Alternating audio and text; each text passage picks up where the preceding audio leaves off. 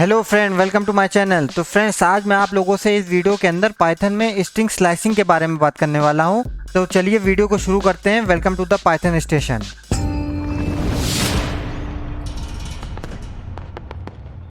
तो सबसे पहले हम स्ट्रिंग स्लैशिंग के बारे में बात करने वाले हैं कि ये स्ट्रिंग स्लैशिंग होता क्या है। अब मान लीजिए आपके पास कोई एक स्ट्रिंग है। अब उसके आपको पूरा स्ट्रिंग प्रिंट नहीं करना है, उस स्ट्रिंग के अंदर कोई पर्टिकुलर लेटर को प्रिंट करना है, तो वो आप स्ट्रिंग स्लैशिंग की मदद से कर सकते हैं। वो मैं अभी आपको एग्जांपल देके बताता हूँ, तब आपको ज़्यादा क्लियर हो जाएगा। मान लीजिए हम ए नाम का वेरिएबल कोई बना लेते हैं।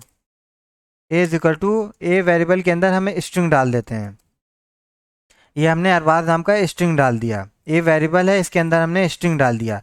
अब मान लीजिए आपको ये पूरा स्ट्रिंग प्रिंट नहीं कराना है, इस स्ट्रिंग के अंदर कुछ एक लेटर को प्रिंट कराना है, कोई एक पर्टिकुलर लेटर को प्रिंट कराना है, तब आप स्ट्रिंग स्लैशिंग की मदद से कर सकते हैं। स्लैशिंग का मतलब हुआ कि ये स्ट्रिंग का ये टुकड़ा कर देना। मतलब कि कोई भी एक पार्ट को अगर आपको प्रिंट कराना है तो ये स्ट्रिंग स्लैशिंग की मदद से हो सकता है।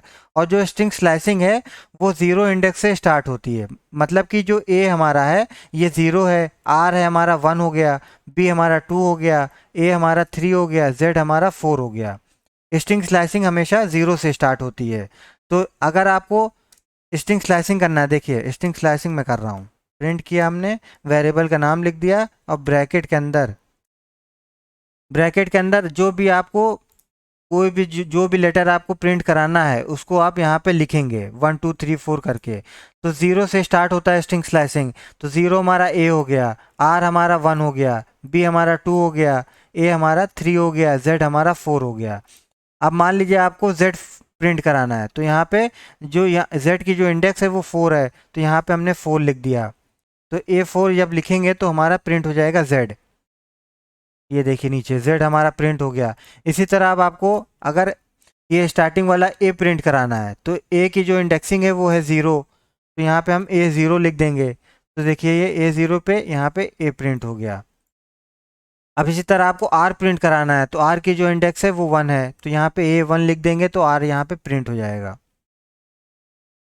ये ये हमारा स्ट्रिंग स्लाइसिंग हो गया। अब इसी के आगे आप अगर आपको पूरी स्ट्रिंग प्रिंट करानी है तो स्ट्रिंग पूरी प्रिंट कराने के लिए ज़ीरो इंडेक्सिंग से स्टार्ट होता है, तो ज़ीरो हम लिखे, कोलन लगाए, और या तो आप यहाँ पे खाली छोड़ सकते हैं। खाली छोड़ने का मतलब हुआ कि ये पाइथन जो इंटरप्रेटर है वो अपने आप समझ जाएगा कि ये स्ट्रिंग को पूरी लेंथ को प्रिंट करानी है। यहाँ पे ज़ीरो कोलन के बाद अगर आप कुछ नहीं लिख रहे हैं तो ये पूरी लेंथ को ले लेगा। देखिए प्रिंट में किया तो ये पूरा स्ट्रिंग प्रिंट हो गया। यहीं पे आप 0 to 5 करते हैं तो इंडेक्सिंग हमारी कहाँ से कहाँ तक है। जैसे हमारी ज़ीरो से स्टार्ट होती है तो ए ज़ीरो हो गया, आर वन हो गया, बी टू हो गया, ए थ्री हो गया, जेड हमारा फोर हो गया। तो 0 to 5 अगर हम कर रहे हैं तो ये जब भी आप यहाँ कोलन के बाद जो लिखेंगे उससे एक कम करेक्टर ही लेगा। तो 0 to 5 अगर आप लिखें तो ये 0 to 4 लेगा इंडेक्स। तो ज़ीरो हमारा ए हो गया, आर वन हो गया, बी टू हो गया, ए थ्री हो गया, जेड हमारा फोर हो गया। तो ये पूरी स्ट्रिंग प्रिंट हो जाएगी। देखिए हमने रन किया तो ये देखिए यहाँ पे नीचे पूरी स्ट्रिंग प्रिंट हो गई। अब यहीं पे अगर आप फोर लिखते तो ये 0 to 3 लेता, ना कि 0 to 4। जीरो जब जो भी आप कोलन के बाद लिखेंगे उससे एक कम करेक्टर यहाँ पे प्रिंट करेगा। 0 to 4 लिखें तो ये 0 to 3 लेगा। तो 0 to 3 हमारा क्या हो गया, ये ए ज़ीरो हो गया, आर वन हो गया, बी टू हो गया, और ये थ्री हो गया ए। तो ए आर बी ए इतना ये प्रिंट हो जाएगा। ये देखिए फोर वाला नहीं होगा क्योंकि जितना आप कोलन के बाद लिखते हैं उससे एक कम करेक्टर प्रिंट होता है। देखिए A R B A print हो जाएगा। ये देखिए नीचे A R B A print हो गया। अब यहीं पे आप अगर 5 लिख देते तो ये पूरा प्रिंट हो जाता है क्योंकि ये 0 to 4 तक आ रहा है, तो ये पूरा प्रिंट हो जाता है A R B A Z. अब मान लीजिए आपके पास कोई बहुत बड़ी स्ट्रिंग है, कोई बड़ी स्ट्रिंग है, तो आप यहाँ पे इंडेक्सिंग आप गिनेंगे नहीं कि ये वन है, टू है, थ्री है, फोर है। इसके लिए आप लेंथ फंक्शन यूज़ कर सकते हैं। लेंथ फंक्शन के लिए प्रिंट करेंगे, लेंथ आपको देखनी है तो एल ई एन करेंगे और वेरिएबल का नाम लिख देंगे ए। तो ये इसको मैं कमेंट आउट पहले कर देता हूँ, तब ये एग्जीक्यूट नहीं होगा। अब यहाँ पे लेंथ मैं चेक कर रहा हूँ। अगर मान लीजिए आपके पास बहुत बड़ी स्ट्रिंग है तब आप लेंथ सीधा डायरेक्ट चेक कर लीजिए। अब यहाँ पे लेंथ फंक्शन हमने लगा दिया, देखिए लेंथ बता देगा। लेंथ हमारी 19 है। तो अब इसको मैं हटा देता हूँ, इसको कमेंट आउट कर देता हूँ। तो ये हमारी 19 लेंथ है। तो मतलब हम यहाँ पे अगर 0 to 19 करते हैं तब ये हमारी पूरी स्ट्रिंग को प्रिंट कर देगा। देखिए, अरबाज या गुड बॉय, ये जितनी भी स्ट्रिंग है ये पूरी प्रिंट हो गई। अब अगर यहाँ पे आप इंडेक्सिंग के हिसाब से गिनेंगे तो ये हमारा यहाँ पे पूरा गिनना पड़ेगा। इससे अच्छा आप लेंथ फंक्शन को यूज़ करके डायरेक्ट आप पता कर सकते हैं कि कितने करेक्टर हैं। तो यहाँ पे 19 करेक्टर है, ये आपको बता दिया लेंथ फंक्शन यूज़ करके।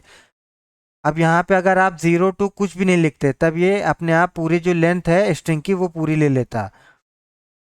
देखिए यहाँ पे रन किया तो ये पूरी स्ट्रिंग एज इट इज़ ले लिया। अब इसी की जगह आप यहाँ पे 19 लिख देते तब भी ये पूरी लेता, और यहाँ पे 0 की जगह आप कुछ भी नहीं लिखते तब भी ये 0 से ही स्टार्ट होता। अगर कुछ नहीं लिख रहे हैं आप तब यहाँ पे 0 से ही स्टार्ट होगा। देखिए यहाँ पे कुछ नहीं लिखा मैंने और कोलन के बाद 19 लिख दिया जो कि स्ट्रिंग की लेंथ है, तब भी ये देखिए पूरा ही प्रिंट होगा। ये देखिए पूरा प्रिंट हो गया। अब यहाँ पे अगर मैं 18 कर देता तब यहाँ पे 18 जो है हमारा ये वाई है, 18 इंडेक्स जो हमारा वाई है ये वाई ना प्रिंट होता है। मैंने आपको बताया था जो भी आप कोलन के बाद लिखेंगे उससे एक कम करेक्टर प्रिंट होगा, तो वाई हमारा प्रिंट नहीं होगा क्योंकि जो 18 है हमारा वाई है। तो ओ तक होगा, बी ओ तक, A R B A Z यहाँ से लेकर पूरा बी ओ तक प्रिंट होगा। ये देखिए, ये देखिए लास्ट में बी ओ और वाई नहीं हुआ क्योंकि वाई जो है हमारा 18 इंडेक्स है।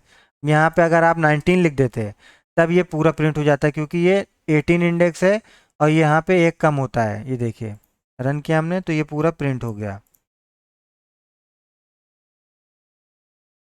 तो या तो आप यहाँ पे स्टार्टिंग में अगर कुछ नहीं लिख रहे हैं तो ये स्टार्टिंग की इंडेक्स से ये स्टार्ट हो जाएगा। तो यहाँ पे अगर कुछ नहीं लिखे तो इसका मतलब ये ज़ीरो हो गया, या तो ज़ीरो लिख दीजिए या तो कुछ ना लिखिए, तो इसका मतलब सेम है। अब अगर ज़ीरो लिख दिए और 19 की जगह कुछ नहीं लिख रहे हैं तब ये स्ट्रिंग की जितनी पूरी ये स्ट्रिंग की जितनी लेंथ है ये पूरी प्रिंट हो जाएगी कुछ न लिखने से। या तो आप जितने करेक्टर हैं उसको आप डायरेक्ट ले सकते हैं। तो ये हमारा हो गया स्ट्रिंग स्लाइसिंग। अब से इसके फंक्शन के बारे में बात करते हैं। जो दूसरा फंक्शन है ये है नेगेटिव इंडेक्सिंग।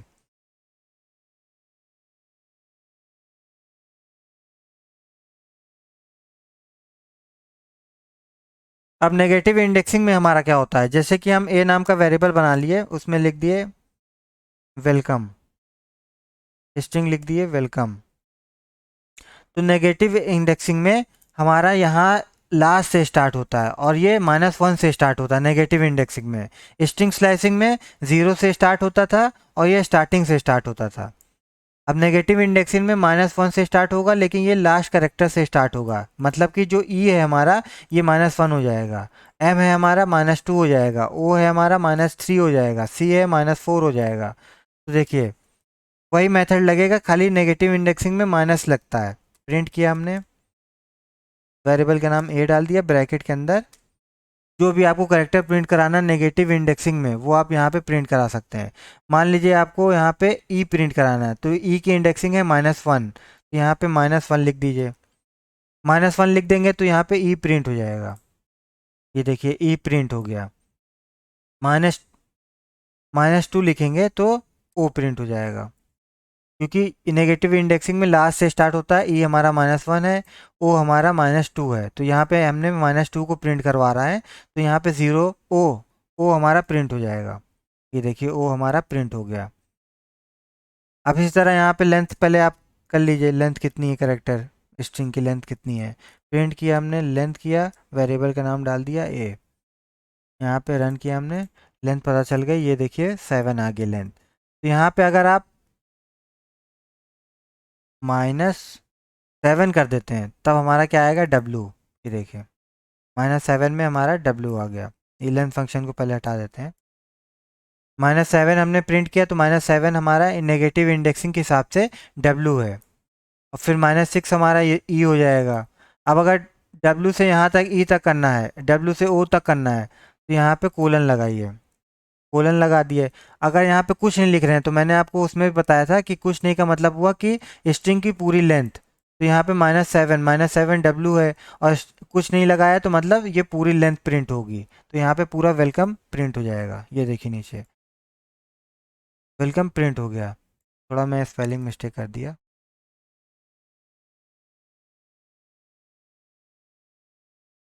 वेलकम हमारा प्रिंट हो जाएगा। ये देखिए रन किया हमने, यहाँ पे वेलकम प्रिंट हो गया।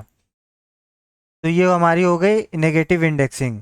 अब हमारा जो थर्ड है वो है स्लाइसिंग विद स्किप वैल्यू।